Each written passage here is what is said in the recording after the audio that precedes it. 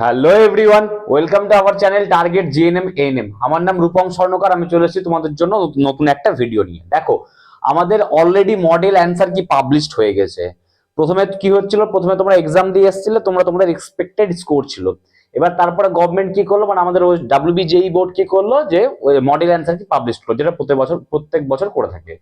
এবার তোমরা কি করলো, তোমাদের কোশ্চেনের সাথে সেগুলোকে ম্যাচ করে দেখলে যে তোমাদের যেটা তোমরা এক্সপেক্ট করেছিলে, ঠিক তার সাথে সেই জায়গা থেকে তোমরা কি বেশি পাচ্ছ না কম পাচ্ছ as according to model answer Q, সেটা তোমাদের দেখা শেষ। এরপরে নেক্সট বোর্ড কি করবে, আমি তোমাদেরকে একটা ভিডিওতে বলেছিলাম কি ওএমআর রেসপন্স দেখাবে। মানে তোমরা যে ওএমআরটা ফিল করে এসছো, তোমরা যে জিএনএম এনএম এক্সাম যেটা 4th অফ আগস্টে যখন তোমরা এক্সামটা দাও, তখন যে তোমরা ওএমআরটা ফিল করে এসছো, সেই ওএমআরটা এবার ওরা ডিসপ্লে করবে। ঠিক তোমাদেরকে কি করতে হবে, তোমাদের রোল নাম্বার, অ্যাডমিট কার্ডের রোল নাম্বার দিয়ে ডেট অফ বার্থ দিয়ে তোমাদেরকে লগ ইন করে সেই ওএমআরটা দেখতে হবে। যেটা খুব, আমার মনে হচ্ছে, যেটা আমার পার্সোনাল ভিউ, সেটা মোটামুটি আর 3 থেকে 4 দিনের মধ্যে সেটা হয়ে যাবে। ঠিক তারপরে কি হবে, তারপরে আমি বলছিলাম তোমাদের ফাইনাল অ্যান্সার কি আসবে একটা। ঠিক ফাইনাল অ্যান্সার কি, যেমন যেমন ধরো স্যার ফাইনাল অ্যান্সারটা কি, ওরা তো মডেল অ্যান্সার কি পাবলিশ করলো। এবার আমি পার্সোনালি দুটো কোশ্চেন চ্যালেঞ্জ করেছি, লাইফ সায়েন্স থেকে। ফিজিক্যাল সায়েন্স থেকে একটা কোশ্চেন চ্যালেঞ্জ করেছি। ঠিক তার মানে 3টে কোশ্চেন চ্যালেঞ্জ করেছি টোটাল। আরো অন্যান্য কেউ করেছে, কোন স্টুডেন্ট করেছে, কোন অন্যান্য ইউটিউবাররা করেছে। তো যারা যারা চ্যালেঞ্জ করেছে তাদের রেসপেক্টিভ ওরা আবার একটা নতুন করে সেই কোশ্চেন গুলোকে অ্যানালাইসিস করে তারপরে নতুন করে আরেকটা কি করবে, ফাইনাল অ্যান্সার কি পাবলিশ করবে। তারপরে মোটামুটি 10th অফ সেপ্টেম্বর থেকে 12ই সেপ্টেম্বর, 10ই সেপ্টেম্বর থেকে 12ই সেপ্টেম্বরের মধ্যে এক্সপেক্টেড তোমাদের রেজাল্ট, মানে যেটা তোমার র্যাঙ্ক কার্ড, সেটা পাবলিশড হয়ে যাবে। তারপরে 7 দিনের মধ্যে ওরা নোটিফিকেশন দিবে, তারপরে কাউন্সিলিং এর জন্য রেজিস্ট্রেশন শুরু করবে উইথ এ মিনিমাল ফিস, যেমন 500 বা 600 টাকা লাগে কাউন্সিলিং এর জন্য, রেজিস্ট্রেশন ফি যেটাকে বলে। তারপর অ্যাজ ফার কাউন্সিলিং শুরু হবে, তার উপরে আমি ভিডিও বানাবো।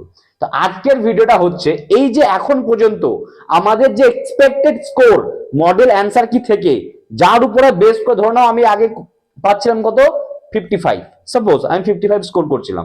ঠিক, আচ্ছা আমাদের ধরো অ্যানালাইসিস দেখে বা অন্যান্য কোথা থেকে অ্যানালাইসিস দেখে এবার মডেল অ্যান্সার কি দেখলাম, দেখে আসলো একটু বাড়লো 54 বা 55 থেকে হয়তো 51 হলো বা 60 হলো, মানে একটু বাড়লো কমলো বা সেটাই থাকলো। তাহলে স্যার আমার যদি স্কোর 50-র উপরে হচ্ছে, আমার স্কোর 50-র উপরে হচ্ছে, তাহলে এবার আমার করণীয় কি? আমি কি শুধুমাত্র ওএমআর রেসপন্সের জন্য বসে থাকবো? না, তোমার এখন অনেক দায়িত্ব সহ একটা কাজ করতে হবে। সেটা হবে কি, তোমাকে ডকুমেন্টস রেডি করতে হবে। কি করতে হবে তোমাকে? কারণ তোমার স্কোর যদি 50 প্লাস হয় বা 50 হয়, তার মানে there is an high probability that you are getting a government medical seat in nursing, either it is GNM or it is ANM. ঠিক, এটার একটা হাই চান্স থাকে যে তুমি জিএনএম বা এএনএম এ গভর্নমেন্ট সিট চান্স পাবা। কারণ সবাই যতই বলুক যে কোশ্চেন খুব ইজি হয়েছে, কোশ্চেন খুব ইজি হয়নি। কোশ্চেন ইজি হয়নি, কাট অফ বাড়বে কি? আমি বলছি কাট অফ বাড়বে না, আমি বলছি কাট অফ বাড়বে না। তোমরা মিলিয়ে নিও। আর তো কটা দিন, অনেকদিন থেকে তো চিৎকার করে বলছি, আর কাট অফ আর তো কটা দিন, তারপর তোমরা মিলিয়ে নিবা। তো তোমাদের এখন যেটা মেন কাজ, সেটা হচ্ছে কি ডকুমেন্টস বানানো স্যার। কারণ আমার 50 বা 50 প্লাস স্কোর এই মুহূর্তে তৈরি হচ্ছে মডেল অ্যান্সার কির দ্বারা। ঠিক, তারপরে যদি কিছু পাই সেটা তো তোমার জন্য বেনিফিট। তাহলে স্যার কি কি ডকুমেন্টস বানাবো বলছেন যখন, তাহলে বলুন। তাহলে প্রথমটা হবে কি, ডোমিসিয়াল সার্টিফিকেট, যেটা 3টে ফরম্যাটে হয়, একটা A1, একটা A2, একটা B। আবার বলছি স্যার পাবো কোথায়? এই যে ফরম্যাটটা আপনি বলেন যে ডোমিসিয়াল সার্টিফিকেটের এই ফরম্যাটটাই লাগবে, এই ফরম্যাটে ডোমিসিয়াল সার্টিফিকেটটা বানাতে হবে, কোথায় পাবো? তোমরা এক কাজ করো, অফিসিয়াল ওয়েবসাইটে যাবা, জিএনএমএনএমডব্লিউবিজেইর, ওখানে দেখবা ইনফরমেশন বুলেটিন বলে যেখানে থাকে না, যে ইনফরমেশন, ওখানে যাবা, ওখানে দেখবা ইনফরমেশন বুলেটিনের ডাউনলোড ইনফরমেশন বুলেটিন 2024, ওটাকে তুমি ডাউনলোড করবা। ওই ইনফরমেশন বুলেটিনটা নিচের দিকে একটু স্ক্রল করবা, দেখবা যে তোমাদের এই যে ডোমিসিয়াল সার্টিফিকেটের সেকশনে যাবা, ওখানে একটু স্ক্রল করে ওখানে দেখবা 3টা ফরম্যাট দেওয়া আছে, A1, A2, B, A1, A2, B। Sir 3টে ফরম্যাট দেওয়া আছে, বানাতে হবে একটা, তাহলে কোনটা করব? এনি ওয়ান, যে কোনো একটা। তার মানে তুমি হয় A1 বানাও, A2 বানাও বা B বানাও। যদি আমাকে জিজ্ঞেস করে স্যার কোনটা ভালো হবে, তাহলে আমি সব থেকে ইজি বলবো A2 বানাও। কি বানাবা? A2। স্যার A2 এর জন্য কি করতে হবে? A2 এর জন্য এটার জন্য লিখে রেখে দেখো, A2 সব থেকে ইজি। A2 করতে গেলে সব থেকে ইজি, তার মানে A2 টাইপের যে ডোমিসিয়াল সার্টিফিকেটটা, সেটা বানাতে গেলে সব থেকে ইজি হবে। কি করতে হবে তোমাকে? A2 এর জন্য প্রথমে একটা, ধর তোমার বাড়ি পঞ্চায়েত এলাকায়, তাহলে পঞ্চায়েত থেকে একটা রেসিডেন্সিয়াল সার্টিফিকেট নিতে হবে। কি নিতে হবে? একটা রেসিডেন্সিয়াল সার্টিফিকেট। ঠিক, আচ্ছা সেই রেসিডেন্সিয়াল সার্টিফিকেট আর এর যেটা ফরম্যাট আছে সেটাকে প্রিন্ট আউট করে বের করতে হবে। সেটাকে নাম, বায়োডাটা যেগুলো আছে সেগুলো সব ফিল আপ করতে হবে ফরম্যাটের মধ্যে। তারপরে সে রেসিডেন্সিয়াল সার্টিফিকেটের সহ তোমার বায়োডাটা সহ তোমার কিছু পার্সোনাল আইডি ডকুমেন্ট সহ তোমাকে তুমি যে স্কুল থেকে এইচএস পাস আউট করেছো, তুমি যে স্কুল থেকে এইচএস পাস আউট করেছো সেই স্কুলের আইদার হেডমাস্টার, এইচএম মানে হেডমাস্টার, অথবা টিচার ইনচার্জ।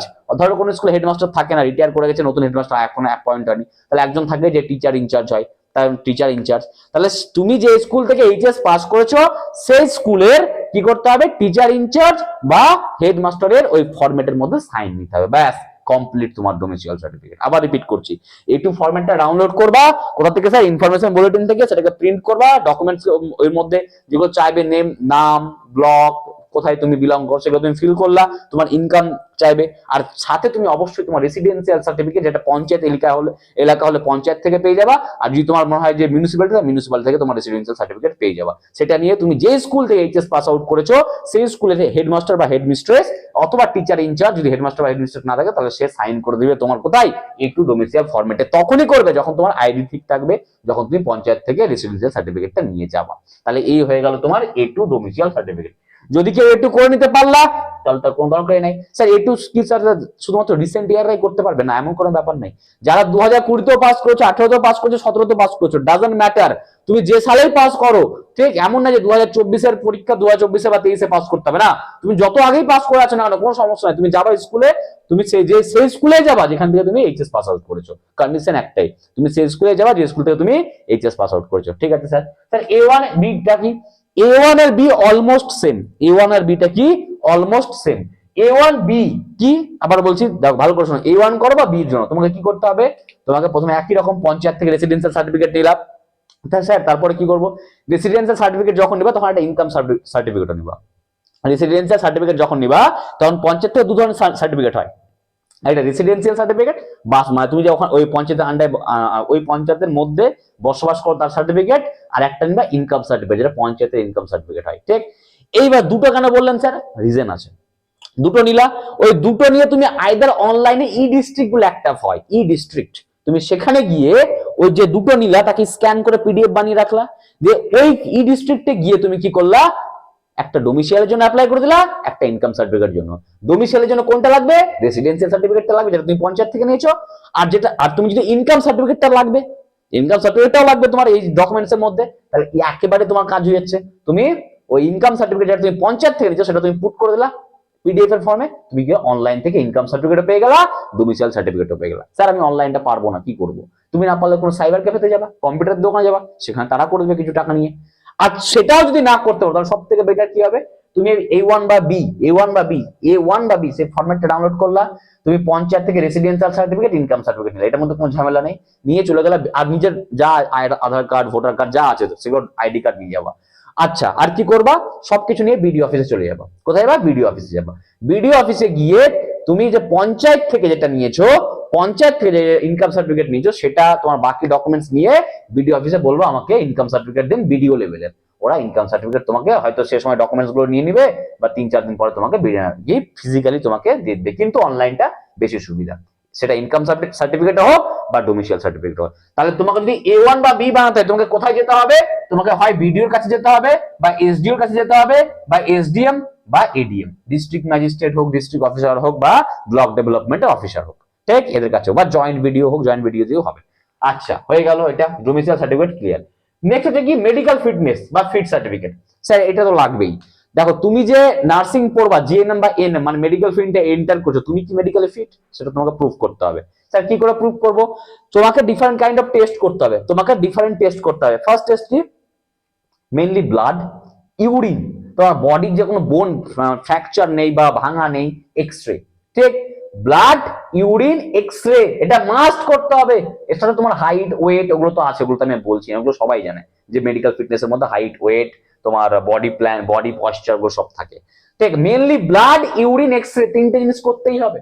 এই তিনটে জিনিস তুমি করে নিয়ে, তুমি যদি ভাবো যে আমি প্রাইভেট থেকে বানাবো, তিনটে জিনিস তুমি যে কোনো ল্যাবে গিয়ে টাকা খরচা করে বানিয়ে নিলা।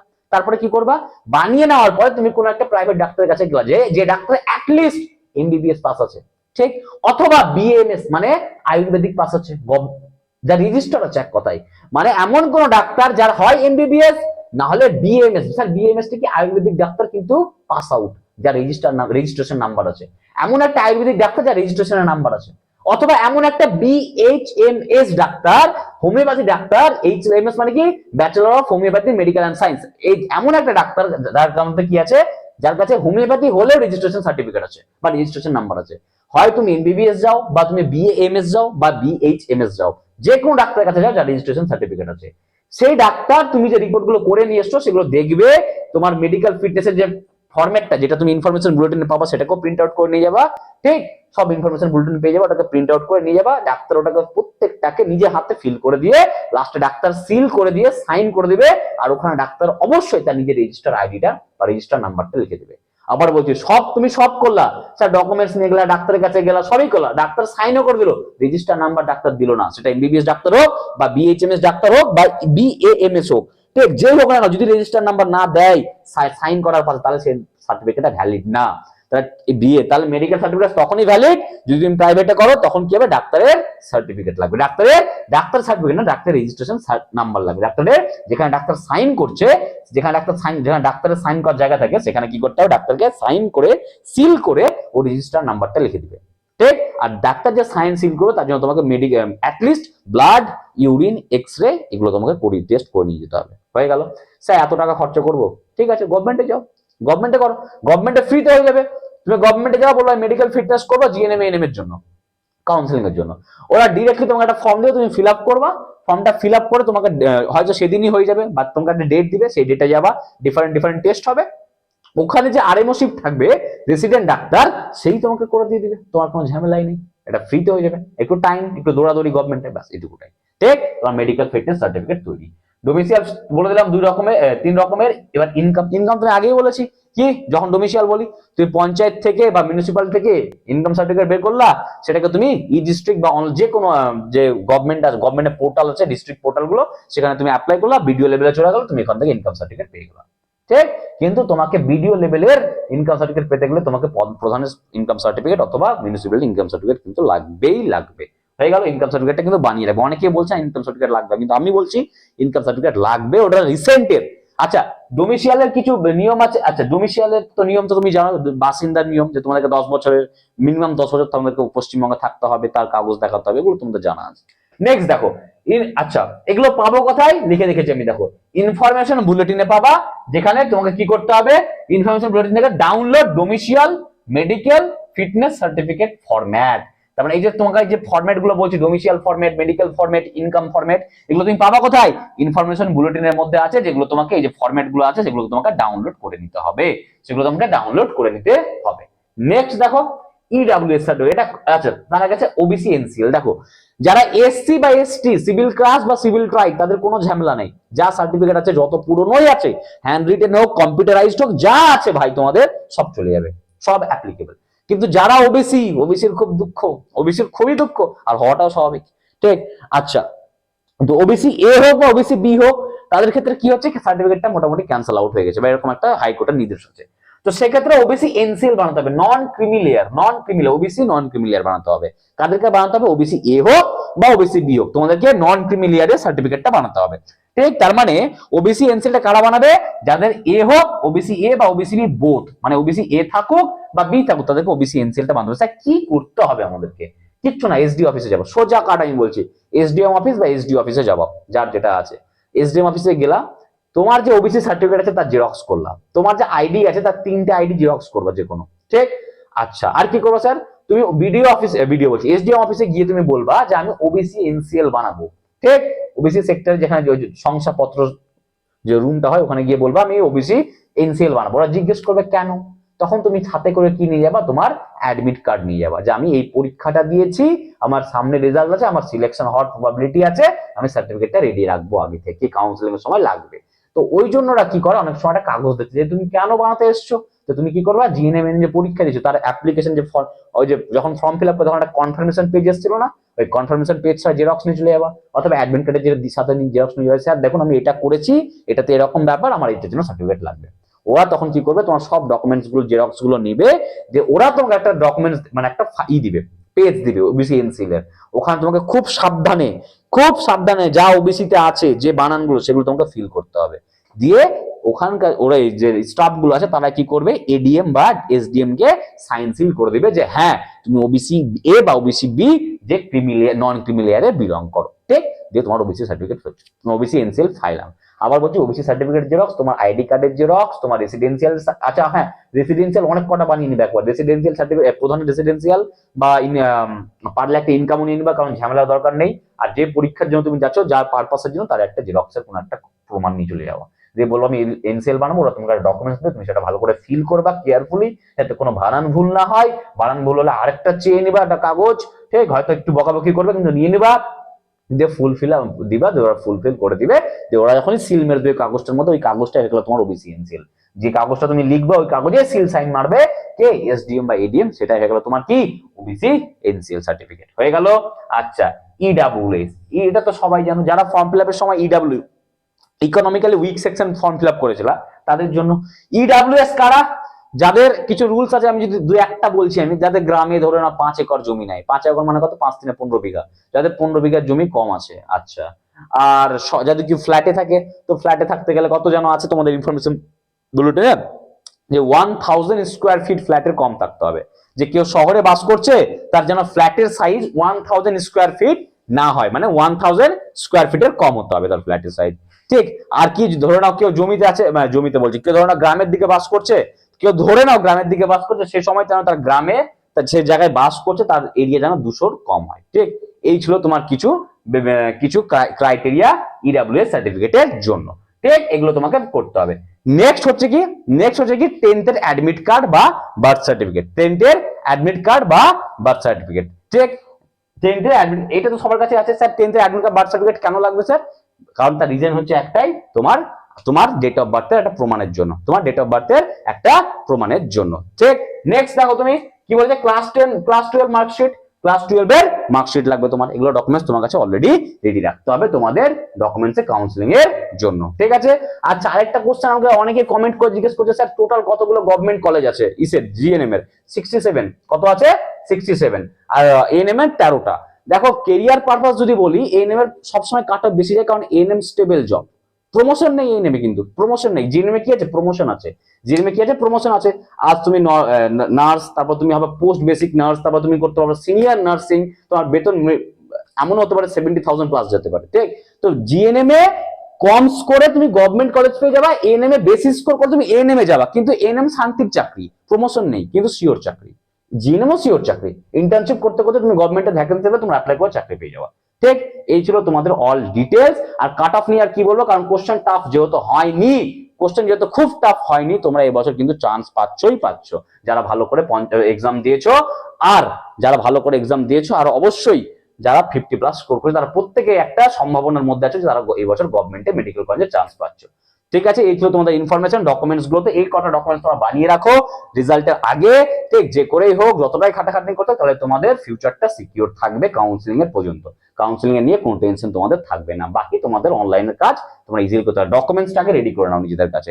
তো এই ছিল তোমাদের আজকের ভিডিও। যদি ভিডিওটা ভালো লাগে লাইক করো, শেয়ার করো, সাবস্ক্রাইব করো, আর অবশ্যই তোমরা ভিডিও দেখছো চলে যাচ্ছ সাবস্ক্রাইব করছো না, সাবস্ক্রাইব করে যাও, ঠিক। চলো বাই, থ্যাংক ইউ।